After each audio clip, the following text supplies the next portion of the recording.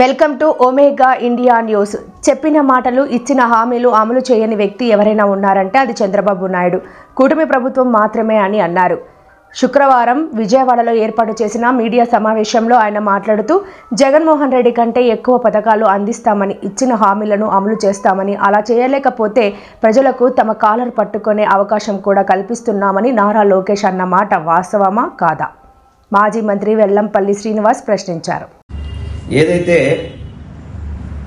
నిన్న కాకుండా మొన్న గౌరవ ముఖ్యమంత్రి గారు చంద్రబాబు నాయుడు గారు రాష్ట్ర ప్రజల్ని మరొకసారి మోసం చేసే విధంగా గతంలో 2014 నుంచి 19 కానివ్వండి, గతంలో ఆయన ముఖ్యమంత్రి చేసినప్పుడు కానివ్వండి, ఈ కూటమి ప్రభుత్వంలో కానివ్వండి, ఎప్పుడు కూడా చెప్పిన మాటను కానీ ఇచ్చిన హామీని కానీ అమలు చేయని వ్యక్తి రాష్ట్రంలో ఉన్నారంటే అది గౌరవనీయులు ఇప్పుడున్న రాష్ట్ర ముఖ్యమంత్రి గారు చంద్రబాబు నాయుడు గారు, ఈ కూటమి ప్రభుత్వం.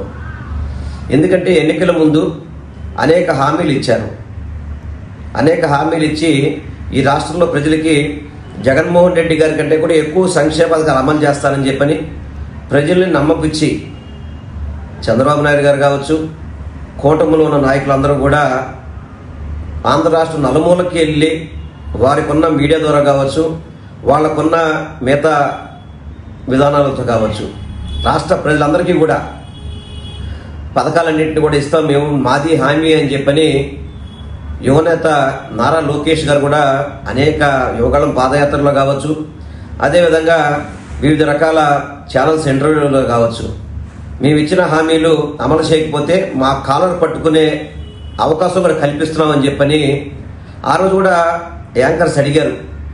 ఏమంటే మీరు ఇచ్చే హామీలు సాధ్యానికి ఇబ్బందిగా ఉండే పరిస్థితి ఉంది అంటే మేము అన్నీ కూడా లెక్కలు వేసుకొని మేము అమలు చేసే విధానంతోనే ముందుకెళ్తున్నాము, అవి ఇవ్వకపోతే కనుక చొక్కా కాళ్ళు పట్టుకునే అవకాశం కూడా రాష్ట్ర ప్రజలకు కల్పిస్తున్నామని చెప్పని ఇప్పుడున్న యువనేత నారా లోకేష్ గారు అన్నది వాస్తవమా కాదా? అదేవిధంగా చెప్పుకుంటూ పోతుంటే గతంలో మా జగన్మోహన్ రెడ్డి గారు చెప్పారు చంద్రబాబు యొక్క హామీలు ఎలాగుంటాయంటే పొరపాటున కనుక చంద్రబాబు ముఖ్యమంత్రి అయితే పుల్లోట్లో తలకాయ పెట్టినట్టు ఉంటుంది, ఒకసారి ఆలోచించమని రాష్ట్ర ప్రజలందరికీ కూడా ఎన్నికల ముందే ఆయన విన్నపించుకున్నారు. కానీ రాష్ట్ర ప్రజలు కూటమి నాయకుల యొక్క మాయలో పడి పూర్తిగా కూడా కూటమిని అధికారంలో తీసుకురావడం జరిగింది. అదేవిధంగా ఈ ప్రభుత్వం ఏర్పడి 9 నెలల్లో అక్షరాల 1,19,00,000 అంటే ఇంచుమించుగా 1,19 లక్షల కోట్లు అప్పులు ఈ రోజు వరకు కూడా తీసుకురావడం జరిగింది. తీసుకొచ్చి ఎక్కడైనా ఎవరికైనా హామీలు నెరవేర్చారా అంటే ఎక్కడ కూడా నెరవేర్చిన పరిస్థితి లేదు. ఆన్గోయింగ్ హామీలు కూడా పూర్తిగా పక్కదో పట్టించేశారు.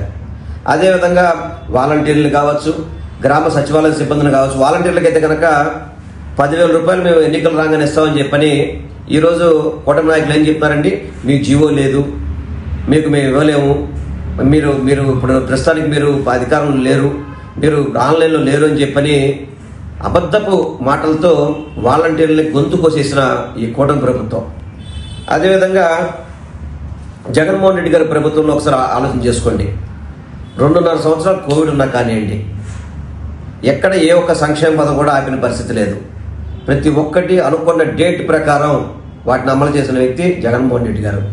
దాంతోపాటు చూసుకుంటే కనుక 3 పెద్ద పోర్టులు కానివ్వండి, హార్బర్లు కానివ్వండి, ఇవన్నీ కూడా నిర్మిస్తుంటే ఈరోజు ఈ కూటమి ప్రభుత్వం ఏం చేస్తుందంటే వాళ్ళ తాబేదారులకి ఇవన్నీ కూడా మొత్తం పూర్తిగా రైట్స్ అప్ చెప్పే విధంగా ముందుకెళ్ళడం వాస్తవమా కాదా?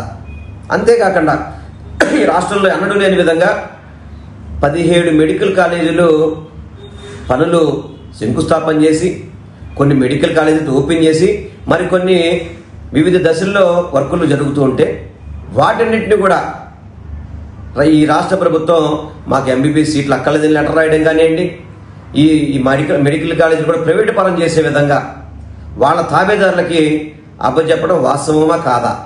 ఇవన్నీ కూడా కూటమిలో ఉన్న నాయకులందరూ కూడా సమాధానం చెప్పాల్సిన అవసరం ఉంది. అదేవిధంగా ఈ రాష్ట్రంలో ఉన్న